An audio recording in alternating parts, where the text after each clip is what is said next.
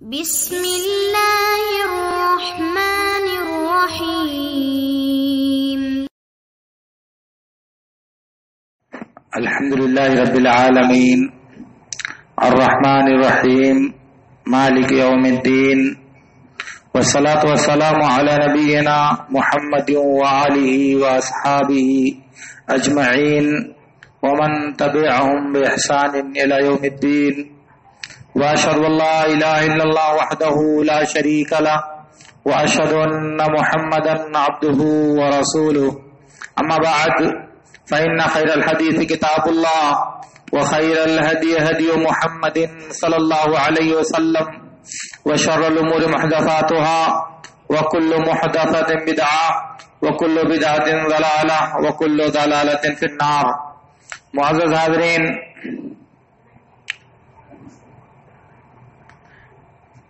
میں عرض کر رہا تھا کہ کلمہ توحید جس کو مانے بغیر کوئی آدمی اسلام میں داخل نہیں ہو سکتا، اور جس کے بارے میں نبی صلی اللہ علیہ وسلم نے ارشاد فرمایا ہے، جیسا کہ بخاری اور مسلم کی روایت میں ہے، امرت ان اقاتل الناس حتى يقولوا لا الہ الا اللہ فاذا قالوها عصموا منی دماءهم واموالهم وحسابهم علی اللہ. مجھے حکم دیا گیا ہے کہ میں لوگوں سے جہاد کروں اس وقت تک کہ وہ لا الہ الا اللہ کی گواہی دے دیں. جب وہ لا الہ الا اللہ کو مان لیں تو ان کی جان اور ان کا مال محفوظ ہو جائے گا اور ان کا حساب اللہ کے ذمہ ہوگا.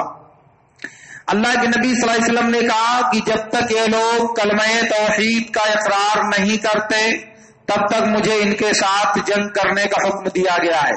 مطلب یہ ہے کہ اگر انہوں نے لا الہ الا اللہ کا اقرار کر لیا تو دائرہ اسلام میں داخل ہو جائیں گے، مسلمان ہو جائیں گے، اللہ کے گروہ میں شامل ہو جائیں گے، اللہ کے دشمنوں سے الگ ہو جائیں گے. ان کی جان اور ان کی مال لینا کسی کے لیے جائز نہیں رہ جائے گا. اور اس سے پہلے وہ اللہ اور اس کے رسول کے دشمن تھے، اب اللہ اور اس کے رسول کے دوست بن جائیں گے. اس سے پہلے وہ مومنوں کے دشمن تھے، اب وہ مومنوں کے گروہ میں شامل ہو جائیں گے. اب سوچنے کی بات یہ ہے کہ اس ایک کلمے میں کون سی وہ معنویت اور کون سا وہ وزن پایا جاتا ہے کہ جو اس کلمے کو مانتا ہے وہ اللہ کا ولی کہلاتا ہے، اور جو اس کلمے کو نہیں مانتا وہ اللہ کا دشمن کہلاتا ہے. یہ بات سمجھنا چاہیے ہم کو، اور یہی وہ کلمہ ہے جس کی وجہ سے ہم دائرہ اسلام میں داخل ہوتے ہیں. اور جو آدمی اس کلمے کو نہیں مانتا وہ دائرہ اسلام سے باہر تصور کیا جاتا ہے. اس لیے زبان سے اقرار کرنا اور دل سے اس کی شہادت دینا اور اس کلمے کی دل سے تصدیق کرنا یہی ایمان ہے اور یہی کلمہ توحید کا اقرار ہے. اسی لیے اللہ کے نبی صلی اللہ علیہ وسلم نے ارشاد فرمایا، جیسا کہ بخاری اور مسلم کی روایت میں ہے، ان اللہ حرم علی النار من قال لا الہ الا اللہ یبتغی بذلک وجہ اللہ. اللہ رب العالمین نے جہنم پر اس شخص کو حرام کر دیا ہے جو اللہ کی رضا اور اس کی خوشنودی کے لیے لا الہ الا اللہ کا اقرار کرتا ہے. سنن ترمذی کی ایک روایت میں ہے کہ اللہ رب العالمین میدان محشر میں ایک بندے کو الگ سے بلائے گا، الگ سے اس سے خطاب کرے گا. اس کے نامہ اعمال نکالے جائیں گے تو 99 رجسٹر اس کے گناہوں سے بھرے ہوئے ہوں گے، 99 رجسٹر اس کے گناہوں سے پر ہوں گے، اور ہر رجسٹر اتنا لمبا ہوگا جہاں تک انسان کی نظر پہنچتی ہے. حدیث کا لفظ کل سجل مد البصر، جہاں تک انسان کی نظر جاتی ہے اتنا لمبا ہر انسان کا ایک رجسٹر ہوگا. اس طرح سے اس کے 99 رجسٹر ہوں گے جو گناہوں سے بھرے ہوئے ہوں گے. اللہ تعالیٰ اس سے پوچھے گا، کیا اس میں سے کسی بات سے تم کو انکار ہے؟ کہا نہیں. کہا میرے فرشتوں نے کرامن کاتبین نے تم پر ظلم کیا ہے؟ کہا نہیں. کہا ان میں سے کسی کے بارے میں تم کو کوئی اعتراض ہے؟ کہا نہیں. کہا تمہاری کوئی نیکی ہمارے پاس ہے؟ کہا نہیں. اللہ تعالیٰ کہے گا کہ آج تمہارے اوپر ظلم نہیں کیا جائے گا, تمہاری ایک نیکی میرے پاس ہے. اور اس کے بعد اللہ تعالیٰ ایک کارڈ منگائے گا, ایک بطاقہ منگائے گا. بندہ کہے گا اللہ تعالیٰ ان رجسٹروں کے مقابلے میں اس کارڈ کی کیا حیثیت ہے؟ یہ 99 رجسٹر گناہوں سے بھرے ہوئے ہیں, ان کے مقابلے میں ایک کارڈ, ایک بطاقہ کی کیا حیثیت ہے؟ پھر اس کے بعد اللہ تعالیٰ کہے گا اسے جاؤ تم وزن کرواؤ, جاؤ تم تولواؤ اپنے نامہ اعمال کو. اور اس کے بعد ایک رجسٹر پر گناہوں کو رکھا جائے گا, 99 رجسٹر جو گناہوں سے بھرے ہوں گے ان کو رکھا جائے گا, اور ایک پلڑے میں کلمہ توحید کا یہ کارڈ رکھا جائے گا. اور پھر یہ کارڈ جھک جائے گا, لا الہ الا اللہ کی شہادت بھاری ہو جائے گی. اللہ کے نبی صلی اللہ علیہ وسلم نے کہا اللہ کے نام پر کوئی دوسری چیز وزنی نہیں ہو سکتی, اللہ کے نام پر کوئی دوسری چیز بھاری نہیں ہو سکتی. اور سارے یہ 99 رجسٹر ہلکے پڑ جائیں گے اور اس کا نام اعمال وزنی ہو جائے گا.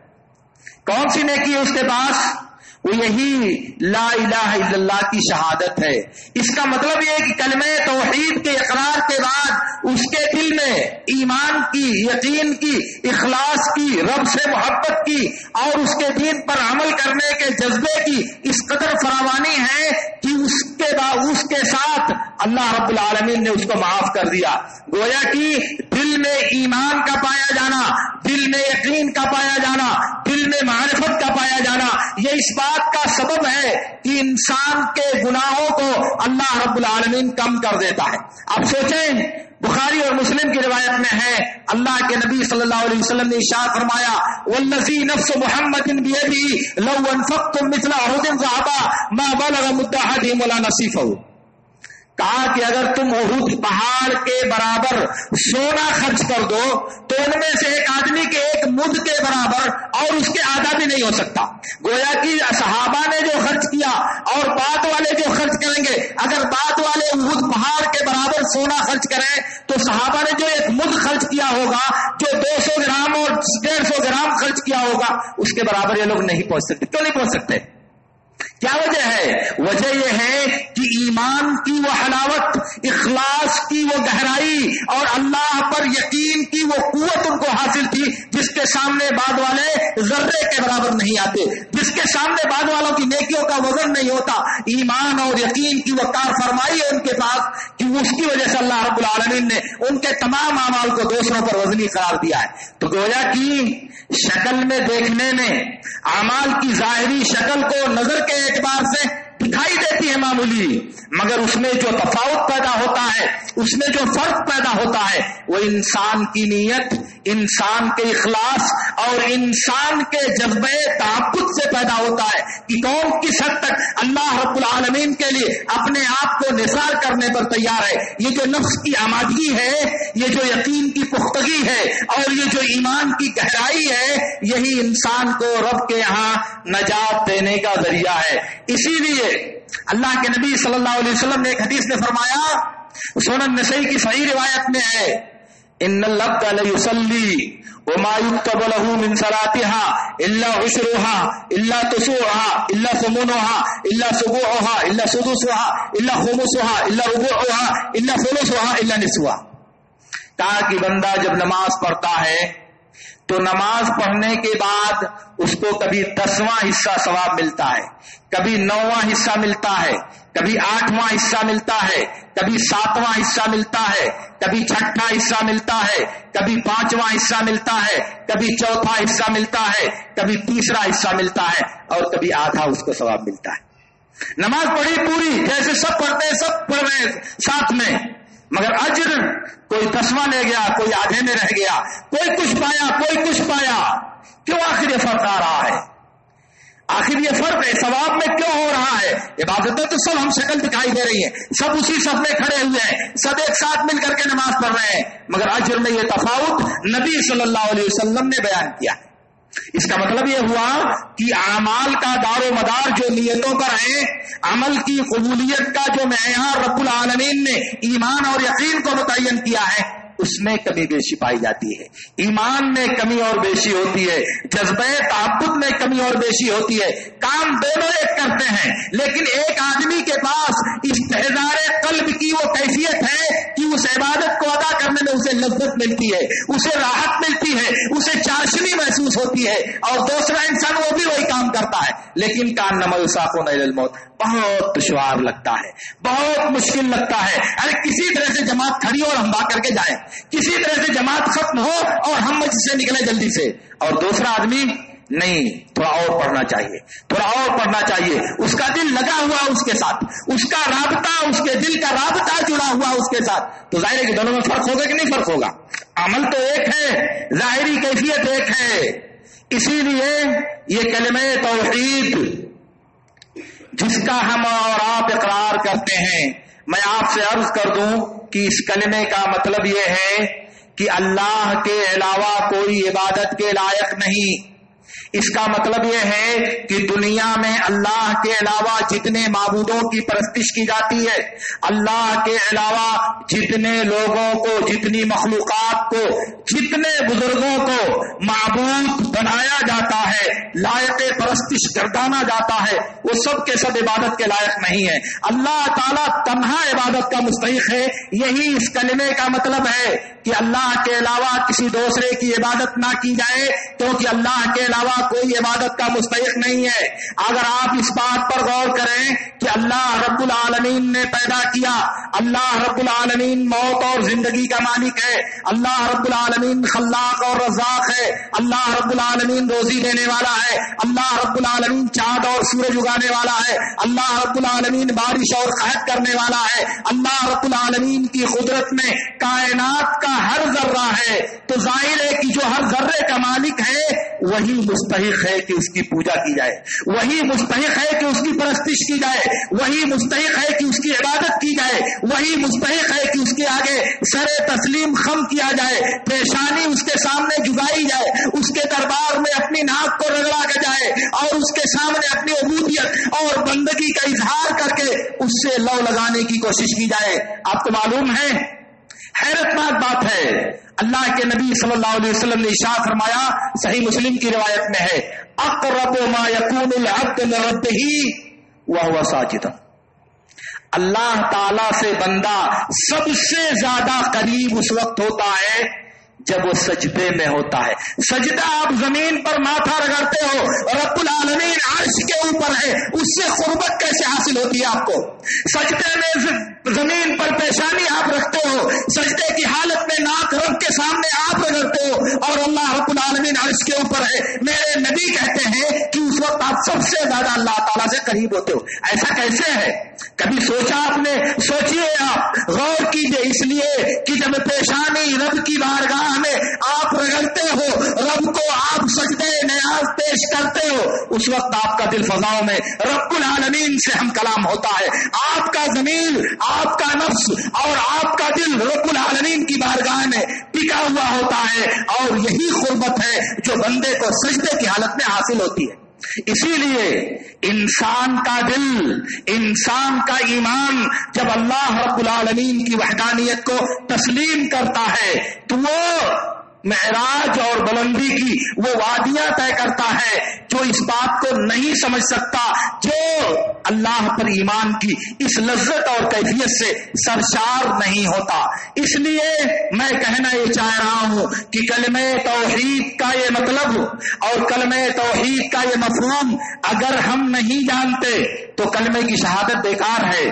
اس لیے اس شہادت کے لیے، کلمہ توحید کے لیے پہلی شرط یہ ہے کہ ہمارے پاس اس کا علم ہو، ہمیں یہ جانکاری ہو کہ اس کلمے کا مطلب یہ ہے کہ عبادتوں کا تنہا اور اکیلا مستحق صرف اللہ رب العالمین ہے، اس کے علاوہ کوئی عبادت کا مستحق نہیں۔ اللہ رب العالمین نے فرمایا فَعْلَمْ أَنَّهُ لَا إِلَهَ إِلَّا اللَّهُ، اے نبی آپ علم حاصل کر لو، آپ جان لو کہ اللہ کے علاوہ کوئی عبادت کے لائق نہیں۔ تو جب نبی کو جاننا ہے تو امت کو بدرجہ اولا جاننا ہے۔ اس لیے کلمہ شہادت کی پہلی شرط علم کا پایا جانا، معرفت کا پایا جانا، یہ جاننا کہ اللہ کے علاوہ کوئی عبادت کے لائق نہیں ہے۔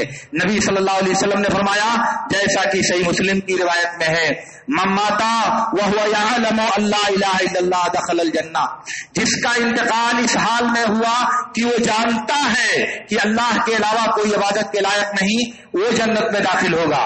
لا الہ الا اللہ کہنے والا ہر آدمی جنت میں داخل نہیں ہوگا، جو جان رہا ہے کہ عبادت کے لائق کوئی نہیں وہ جنت میں داخل ہوگا۔ اس لیے اس کلمے کی دوسری شرط ہے کہ انسان کے پاس یقین پایا جائے، اس بات کا یقین ہو، پختہ یقین ہو اس بات کا کہ اللہ کے علاوہ جتنے معبود پائے جاتے ہیں روئے زمین پر، اللہ کے علاوہ جتنے لوگوں کی جتنی مخلوقات کی پرستش کی جاتی ہے وہ سب کے سب باطل اور اطاعت و فرما برداری یا عبادت و پرستش کے مستحق نہیں ہے۔ اسی لیے اللہ رب العالمین نے ارشاد فرمایا انما المؤمنون الذين يؤمنون بالله ورسوله انما المؤمنون الذين يؤمنون بالله ورسوله، مومن وہ ہیں جو اللہ اور اس کے رسول پر ایمان لاتے ہیں۔ تو مومن ہے ایمان لاتے ہیں، کیا مطلب؟ اس کا مطلب یہ ہے کہ ایمان وہ اس طرح لاتے ہیں کہ ان کو اس کلمے کا یقین ہوتا ہے۔ اسی لیے اللہ تعالیٰ نے کہا ثم لم يرتابوا، ان کو شک نہیں ہوتا، ان کو شبہ نہیں ہوتا۔ اس لیے کلمے کی دوسری شرط ہے کہ ان کو یقین حاصل ہو، اس میں کوئی شک و شبہ نہ ہو۔ اسی لیے اللہ کے نبی صلی اللہ علیہ وسلم نے ارشاد فرمایا اشہد ان لا الہ الا اللہ وانی عبد اللہ ورسولہ لا یلقى اللہ بہما عبد غیر شاک بہما الا دخل الجنہ۔ اللہ کے نبی صلی اللہ علیہ وسلم نے کہا کہ میں گواہی دیتا ہوں کہ اللہ کے علاوہ کوئی عبادت کے لائق نہیں اور محمد اللہ کے بندے اور اس کے رسول ہیں۔ ان دو گواہیوں کے ساتھ، ان دو گواہیوں کو لے کر جو اللہ تعالی سے ملاقات کرے گا اس حال میں کہ اس میں ذرا بھی کوئی شک نہ ہو تو وہ جنت میں داخل ہوگا۔ ان دو گواہیوں کو لے کر جو رب سے ملے گا اور اسے شک و شبہ نہیں ہوگا تو وہ جنت میں داخل ہوگا۔ بخاری کی ایک دوسری روایت میں ہے اللہ کے نبی صلی اللہ علیہ وسلم نے ابو ہریرہ کو اپنے 2 جوتے دے کر کے بھیجا اور کہا اس دیوار کے باہر جاؤ جو تم سے ملے اور وہ اس بات کی شہادت دیتا ہو کہ اللہ کے علاوہ کوئی عبادت کے لائق نہیں اور اس کا دل اس بات پر یقین رکھتا ہو تو تم اسے جنت کی بشارت دے دو۔ اللہ کے نبی صلی اللہ علیہ وسلم نے کہا اذ علی ہاتین فمن لقیت من وراء هذا الحائط یشهد ان لا الہ الا اللہ مستيقنا بها قلبه فبشره بالجنہ، جس کے دل میں لا الہ الا اللہ کا یقین ہو تو تم اس کو جنت کی بشارت دے دو۔ یہ کلمہ توحید کے اقرار کی دوسری شرط ہے کہ انسان کے دل میں یقین جازم اور پختہ ایمان پایا جائے، اور تیسری شرط یہ ہے کہ انسان کے پاس اخلاص ہو۔ اخلاص کا مطلب شرک سے، ریاکاری سے پاک ہو، دکھاوے سے پاک ہو، اللہ کے ساتھ کچھ بھی شرک کرنے سے وہ مبرہ ہو۔ اللہ رب العالمین نے فرمایا وما امروا الا ليعبدوا الله مخلصین له الدین، لوگوں کو صرف اس بات کا حکم دیا گیا ہے کہ وہ عبادت کو اور دین کو اللہ کے لیے خالص کر لے، عبادت کو اور دین کو اللہ کے لیے خالص کر لے، اس بات کا لوگوں کو حکم دیا گیا ہے۔ اسی لیے اللہ کے نبی صلی اللہ علیہ وسلم سے جب پوچھا گیا کہ قیامت کے دن سب سے زیادہ آپ کی شفاعت کا حقدار کون ہوگا تو نبی صلی اللہ علیہ وسلم نے کہا اسعد الناس بشفاعتی یوم القیامت من قال لا الہ الا اللہ خالصا من قلبہ۔ صحیح بخاری کی اس روایت میں اللہ کے نبی صلی اللہ علیہ وسلم نے کہا قیامت کے دن میری شفاعت کا سب سے زیادہ حقدار وہ ہوگا جو اخلاص قلب سے، دل کی سچائی سے لا الہ الا اللہ کا اقرار کرے گا، یعنی اس بات کا اقرار کرے گا کہ اللہ کے علاوہ کوئی عبادت کے لائق نہیں ہے، وہ سب سے زیادہ نبی صلی اللہ علیہ وسلم کی شفاعت کا حقدار ہوگا کل قیامت کے دن میدان محشر میں۔ اور اس کلمے کے لیے چوتھی شرط یہ ہے کہ سچائی پائی جائے، اس کے دل میں صداقت ہو، اس کلمے کے تعلق سے اس کا دل تصدیق سے بھرا ہوا ہو، اس میں کسی طرح کا کوئی لیتا و لعلہ، کسی طرح کا تردد اور کسی طرح کا کوئی تذبذب نہ پایا جائے، سچائی سے لبریز ہو اس کا دل۔ اللہ رب العالمین نے کہا احسب الناس ان يتركوا ان يقولوا آمنا وهم لا يفتنون ولقد فتنا الذين من قبلهم فليعلمن الله الذين صدقوا وليعلمن الكاذبين۔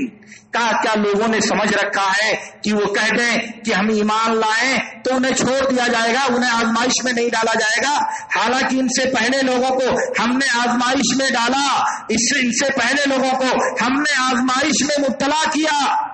تو اللہ تعالیٰ ضرور جانے گا ان لوگوں کو جنہوں نے سچ کہا ہے اور ان لوگوں کو جنہوں نے جھوٹ کہا ہے۔ گویا کہ کلمہ توحید کا دعویٰ کرنے کے بعد اللہ تعالیٰ پرکھتا ہے اور یہ جاننا چاہتا ہے کہ سچے کون لوگ ہیں اور جھوٹے کون لوگ ہیں۔ اسی لیے اللہ کے نبی صلی اللہ علیہ وسلم نے ارشاد فرمایا، جیسا کہ ابو موسیٰ اشعری رضی اللہ تعالیٰ عنہ کہتے ہیں کہ اللہ کے نبی صلی اللہ علیہ وسلم نے کہا ابشر وبشر من وراءک بان من قال لا الہ الا اللہ صدقا من قلبہ دخل الجنہ۔ کہا ہے ابو موسیٰ خوش ہو جاؤ، بشارت قبول کر لو، اور جو اس کے بعد ہے تمہارے بعد جو لوگ ہیں ان کو بشارت دے دو، خوشخبری سنا دو ان کو کہ جس نے لا الہ الا اللہ کی شہادت دیا سچے دل سے، دل کی صداقت کے ساتھ، وہ جنت میں داخل ہوگا، وہ جنت میں داخل ہوگا۔ ایک دوسری روایت ہے بخاری اور مسلم کی، اللہ کے رسول صلی اللہ علیہ وسلم نے ارشاد فرمایا ما من احد یشہد ان لا الہ الا اللہ وان محمد رسول اللہ صدقا من قلبہ الا حرم اللہ علیہ النار۔ جو بھی سچے دل کے ساتھ اس بات کی گواہی دے گا کہ اللہ کے علاوہ کوئی عبادت کے لائق نہیں اور محمد صلی اللہ علیہ وسلم اللہ کے بندے اور اس کے رسول ہیں، تو اللہ تعالیٰ جہنم کو اس کے اوپر حرام کر دے گا، تو اللہ تعالیٰ اس کے اوپر جہنم کو حرام کر دے گا۔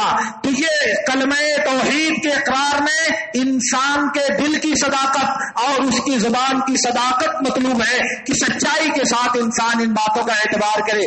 اسی لیے زمام بن ثعلبہ کی وہ جو بخاری اور مسلم کی روایت میں ہے، جن کو آپ نے دین کی باتیں سکھائیں اور انہوں نے کہا کہ اس میں میں کمی بیشی نہیں کروں گا، تو اللہ کے نبی صلی اللہ علیہ وسلم نے کہا افلح ان صدق، اگر وہ سچ کہہ رہا ہے تو کامیاب ہو جائے گا۔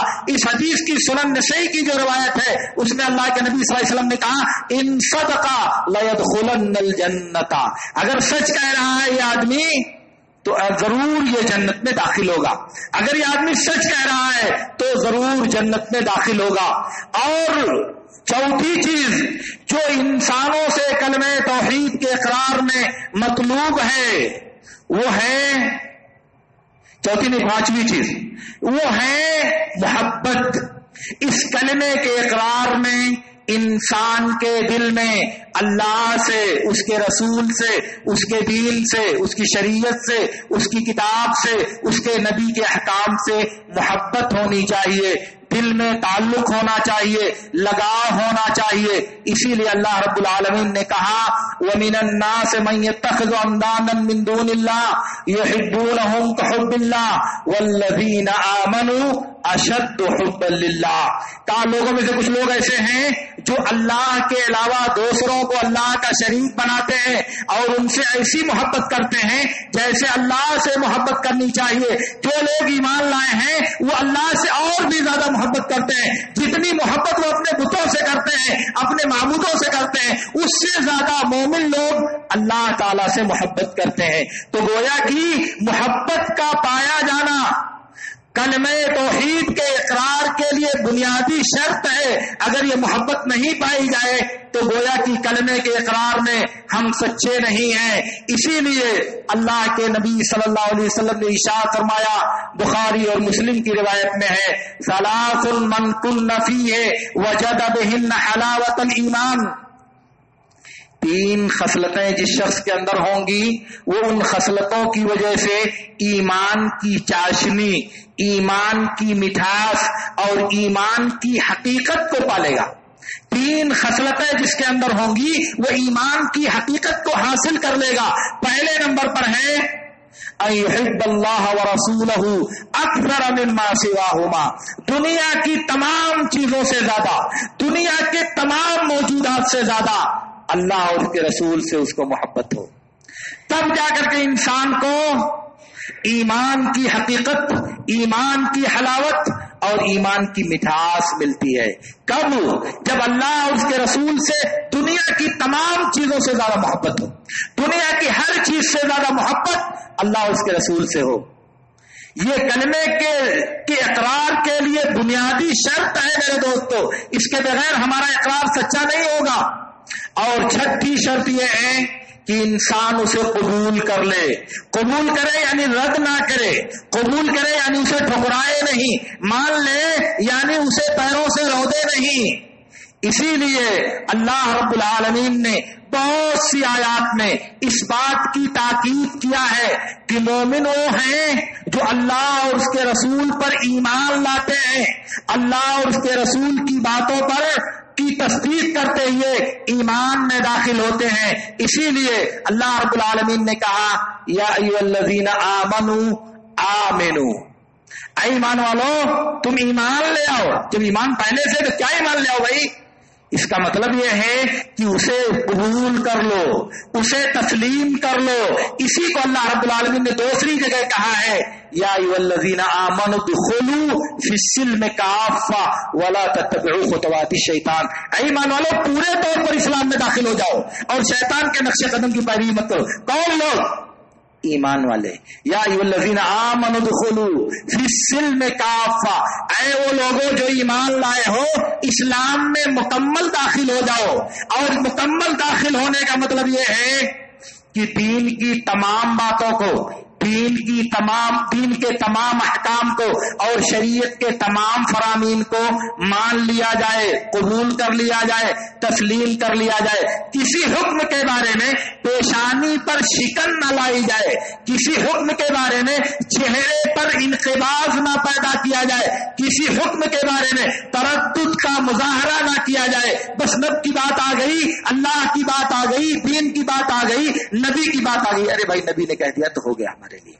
لیکن یہ کہ ارے اتنے دن تک مجھے کیوں نہیں معلوم تھا، مجھے کیوں نہیں پتا تھا، مجھے کیوں نہیں بتایا کسی نے، وہ بڑے عالم نے نہیں بتایا، وہ چھوٹے عالم نے نہیں بتایا، وہ امام نے نہیں بتایا، وہ علامہ نے نہیں بتایا۔ یہ ایمان کی شان ہے کیا؟ ایمان اس بات کی اجازت دیتا ہے کیا؟ نہیں میرے دوستو۔ تو دین کو قبول کر لینا یعنی اسے رد کرنے سے باز رہنا، یہ ایمان کے لیے چھٹی شرط ہے۔ اسی لیے بخاری اور مسلم کی جو روایت ہے ابو موسیٰ اشعری رضی اللہ تعالیٰ عنہ سے، جس میں اللہ کے نبی صلی اللہ علیہ وسلم نے مثال بیان کیا ہے کہ جس نے میری دعوت اور میرے دین کو قبول کیا اور جس نے میرے دین اور میری دعوت کو قبول نہیں کیا، ان میں سے ایک وہ ہے کہ بارش برسا، پانی روکا، سبزہ اگایا، اور دوسرا وہ ہے کہ بارش بری، نہ سبزہ اگا نہ پانی روکا۔ تو کہا کہ یہ اس شخص کی مثال ہے جس نے لم یرفع بذلک راسا ولم یقبل ھدی اللہ الذی ارسلت بہ، یہ اس شخص کی مثال ہے کہ جو ہدایت دے کر میں بھیجا گیا ہوں اس کو اس نے قبول ہی نہیں کیا، اس کا دل آمادہ ہی نہیں ہوا میری لائے ہوئے دین اور میری لائی ہوئی شریعت کو قبول کرنے کے لیے، اس لیے وہ زمین میں بالکل بیکار، بے فائدہ اور بے مصرف انسان ہو کر کے رہ گیا ہے۔ اور 7ویں شرط ہے انقیاد، جذبہ تسلیم و رضا، اذعان یعنی وہ ترک نہیں کرتا، اسے چھوڑتا نہیں، تابع داری اور فرما برداری پر اپنے آپ کو آمادہ رکھتا ہے۔ اسی لیے اللہ رب العالمین نے کہا وَمَن يُسْلِمْ وَجْهَهُ إِلَى اللَّهِ وَهُوَ مُحْسِنٌ فَقَدِ اسْتَمْسَكَ بِالْعُرْوَةِ الْوُثْقَىٰ، جس نے اپنے چہرے کو، اپنے آپ کو اللہ کے حوالے کر دیا اور وہ اچھا احسان، اچھا عمل کرنے والا ہے، تو اس نے مضبوط کڑے کو پکڑ لیا۔ مضبوط کڑا یعنی اللہ رب العالمین کی ہدایت اور اللہ رب العالمین کی کتاب کو پکڑ لیا۔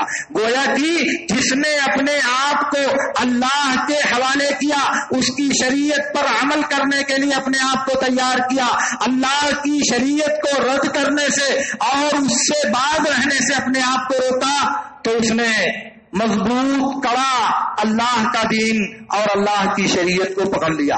عرض کرنے کا مطلب یہ ہے کہ جو آدمی مسلمان ہے، لا الہ الا اللہ کا اقرار کر کے وہ اسلام کے دائرے میں داخل ہوا ہے، اس کلمے کے اقرار کے لیے ضروری ہے کہ اسے اس بات کا علم ہو، اسے اس بات پر یقین ہو، وہ اس اقرار میں مخلص ہو، وہ اس اقرار میں سچا ہو، وہ اس اقرار میں محبت سے بھرا ہو اس کا دل، اور وہ اسے مانتا ہو، تسلیم کرتا ہو، اسے رد نہیں کرتا ہو، اور پھر اس کے لیے آمادہ عمل ہو، تسلیم و رضا کا پیکر ہو، اسے چھوڑنے کے لیے وہ تیار نہ ہو، تو وہ شخص مومن کہلائے گا۔ اب اس ترازو میں، ان شروط کی روشنی میں ہمیں اپنی زندگی کو ایک مرتبہ تولنا چاہیے، ہمیں اپنی زندگی کو ایک مرتبہ پرکھنے کی کوشش کرنی چاہیے۔ ہماری زندگی میں کلمہ توحید کے یہ معانی، کلمہ توحید کے یہ مفاہیم اور کلمہ توحید کے یہ تقاضے پائے جاتے ہیں یا نہیں؟ اگر ہیں تو اب شروع تو بشارت ہے ہمارے لیے، اور اگر نہیں تو ابھی اللہ نے موقع دیا ہے، ابھی فرصت دیا اللہ رب العالمین نے۔ جائزہ لے کر کے اپنے نفس کا، احتساب کر کے اپنے نفس کا آپ پلٹو اللہ رب العالمین کی طرف، اور اس معنی کی تحقیق اور اس کی تصدیق کے لیے اپنے دل کو تیار کرو، اپنے ضمیر کو تیار کرو، اپنی سوچ کو تیار کرو، اپنے بدن کو تیار کرو، اور پھر دیکھو کہ اللہ رب العالمین کیسے کیسے آپ کے لیے راستے ہموار کرتا ہے، اور کیسے کیسے اللہ رب العالمین آپ کو اپنی رحمتوں اور اپنی برکتوں کا مستحق قرار دیتا ہے۔ اللہ رب العالمین سے میری دعا ہے کہ اللہ رب العالمین ہمیں اس بات کی توفیق عطا فرمائے، اور ہمیں اس بات کی توفیق دے کہ ہم اس کے دین کے لیے مخلص، سچے اور سچائی کے ساتھ اس کے دین پر عمل کرنے والے بنیں، اور سچائی کے ساتھ اس کی توحید کو اپنانے والے بنیں۔ اقول ھذا واستغفر اللہ لی۔